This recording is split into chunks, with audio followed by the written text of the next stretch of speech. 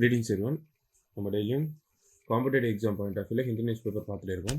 இன்றைக்கி என்ன important newses இருக்குது அப்படிங்கிறத பார்ப்போம். ஃபஸ்ட் எடுத்தோடனே பார்த்தோம் அப்படின்னா இந்தியா எக்கானமி, இந்திய பொருளாதாரத்தோட வளர்ச்சியை குறித்து ஆசிய மேம்பாட்டு வங்கி, ஏஷியன் டெவலப்மெண்ட் பேங்க் வந்து ஒரு ப்ரொஜெக்ஷன் வந்து கொடுத்துருக்காங்க.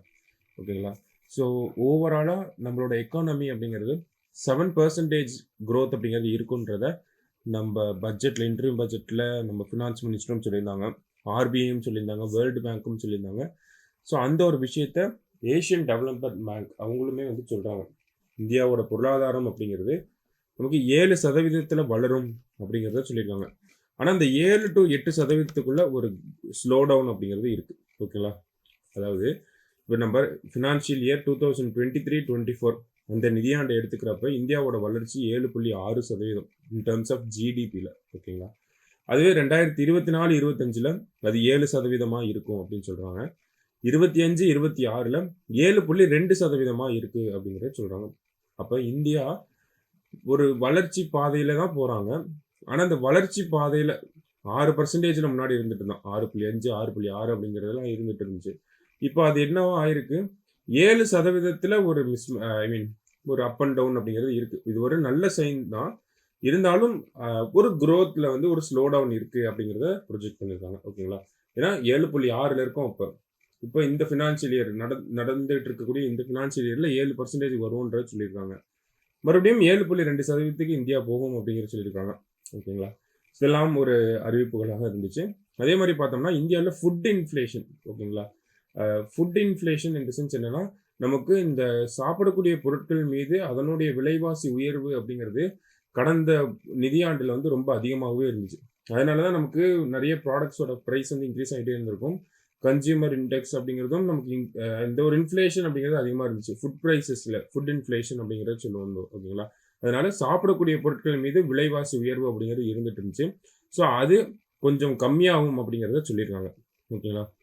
அதாவது food inflation is expected to drop to 5.7% அப்படிங்கிறத இந்த இடத்துல கொடுத்துருப்பாங்க. நமக்கு தேவை என்னன்னா வந்து என்ன எடுத்துக்கலாம், ஃபுட் இன்ஃப்ளேஷன், விலைவாசி உயர்வு, சாப்பிடக்கூடிய பொருட்கள் மீது இருக்கக்கூடிய அந்த விலைவாசி உயர்வு அப்படிங்கிறது கொஞ்சம் கம்மியாகிறதுக்கு நிறைய வாய்ப்புகள் இருக்குது அப்படிங்கிறது சொல்லியிருக்காங்க. ஓகேங்களா?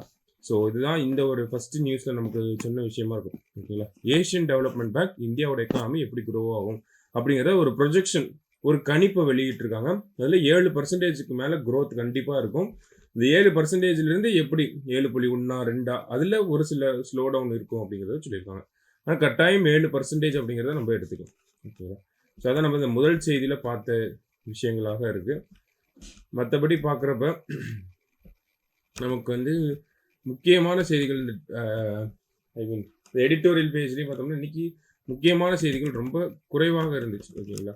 ஸோ நமக்கு ஆல்ரெடி பார்த்த நியூஸஸ் தான் இருந்துச்சு. இந்த இடத்துல பார்த்தோம்னா நமக்கு சர்வே கொடுத்துருக்காங்க, லோக்நிதி சர்வே அப்படின்னு சொல்லிட்டு.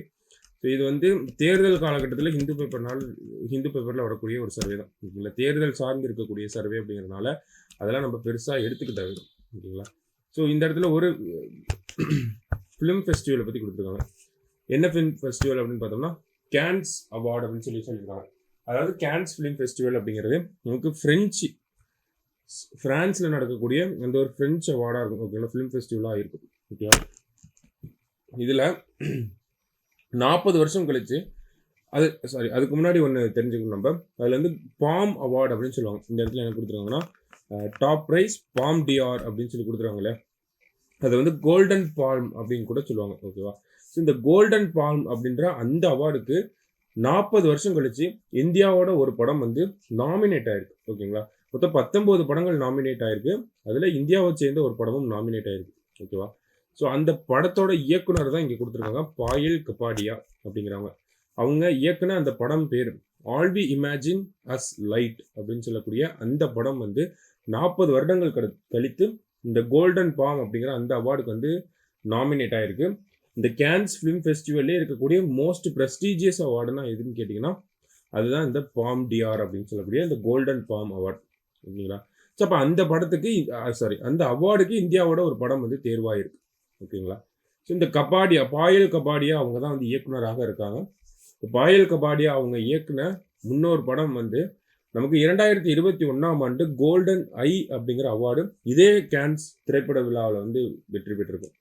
அது என்ன படம் அப்படின்னு பார்த்தோம்னா இந்த இடத்துல கொடுத்துருக்காங்க பாருங்க, எ நைட் ஆஃப் நோயிங் நத்திங் அப்படின்னு சொல்லக்கூடிய இவங்களோட இந்த இன்னொரு படம் ஓகேங்களா. 2021ஆம் ஆண்டு வந்து கோல்டன் ஐ அப்படிங்கிற அந்த ஒரு விருதை வந்து வாங்கியிருக்கும் சரிங்களா. கோல்டன் ஐ அவார்டு வந்து வாங்கியிருக்கோம், கபாடியாவோட இன்னொரு படம். ஸோ இந்த கேன்ஸ் திரைப்பட விழாவை பொறுத்த வரைக்கும் கோல்டன் பாம் அப்படிங்கிறது நம்ம ஒரு உயரிய விருதாக, ஒரு உச்சபட்ச விருதாக நம்ம பார்க்கலாம், ப்ரெஸ்டீஜியஸ் அவார்டு அப்படிங்கிறது சொல்லியிருந்தோம். அப்போ இந்த ப்ரெஸ்டீஜியஸ் அவார்டை வின் பண்ண இந்திய படங்கள் ஏதாவது இருக்கா, இல்லை இதற்கு முன்னாடி தேர்வாக இருக்கக்கூடிய ஏதாவது படங்கள் இருக்கா அப்படின்னு பார்த்தோம்னா இருக்கு. அதுக்கு முன்னாடியும் நடந்திருக்கு. என்ன அப்படின்னு பார்க்குறப்ப காரிஜ் என்ன சொல்லக்கூடிய அந்த ஒரு படம் 1983ஆம் ஆண்டு வந்து நமக்கு வந்து நாமினேட் ஆயிருக்கும். இப்போ எப்படி இந்த ஒரு படம் வந்து நாமினேட் ஆயிருக்கோ அதே மாதிரி காரிஜ் அப்படின்னு சொல்லக்கூடிய அந்த படம் 1983ஆம் ஆண்டு வந்து நமக்கு நாமினேட் ஆயிருக்கும் ஓகேங்களா.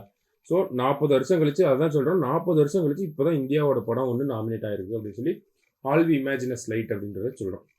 அப்போ இந்தியாவோட ஒரு படம் இந்த விருதை வாங்கியிருக்கா, கோல்டன் பாம் அப்படின்னு சொல்லக்கூடிய இந்த விருதை வாங்கியிருக்கா அப்படிங்கிற ஒரு கேள்விக்கு பதில் என்னவா இருக்குது அப்படின்னு பார்த்தோம்னா ஆமாம் வாங்கியிருக்கோம். என்ன படம் அப்படின்னு பார்த்தோம்னா நீச்சா நகர் அப்படின்னு சொல்லக்கூடிய ஒரு படம். 1946ஆம் ஆண்டு வெளிவந்த நீச்சா நகர் அப்படிங்கிற ஒரு படம். இந்த படத்தை எடுத்தவங்க யார் அப்படின்னு பார்த்தோம்னா சேட்டன் ஆனந்த் அப்படின்னு சொல்லக்கூடிய அவர் ஓகேங்களா. ஸோ சேட்டன் ஆனந்தோட நீச்சா நகர் அப்படின்னு சொல்லக்கூடிய அந்த படம் 1946ஆம் ஆண்டு வந்து இந்த கோல்டன் பாம் விருதை வந்து வாங்கியிருக்கு சரிங்களா. ஸோ இந்தியாவில் இதுக்கு முன்னாடி இந்த விருதை வாங்கின ஒரே படம் அந்த ஒரு படம் தான். ஸோ இதெல்லாம் நமக்கு முன்னாடி வாங்கின ஒரு அவார்டு. இப்போ இந்த ஒரு அவார்டுக்கு தான் all we imagine as light அப்படின்னு சொல்லக்கூடிய இந்த படம் நாமினேட் ஆயிருக்கு சரிங்களா. ஸோ இதெல்லாம் தான் முக்கிய தரவுகளாக நம்ம இந்த ஒரு விஷயத்தில் பார்க்குறோம். ஸோ மற்றபடி பார்த்தோம் அப்படின்னா இந்த செய்தித்தாளில் நமக்கு தேர்வு அடிப்படையில் குறைவான செய்திகள் தான் இருந்துச்சு ஓகேங்களா. ஸோ அந்த 2 நியூஸ் தான் இம்பார்ட்டண்ட்டாக இருந்துச்சு. ஸோ அதை நல்லா பார்த்து வச்சுக்கோங்க. மீண்டும் நாளை செய்தித்தாள் வாசிப்பில் சந்திக்கலாம். நன்றி.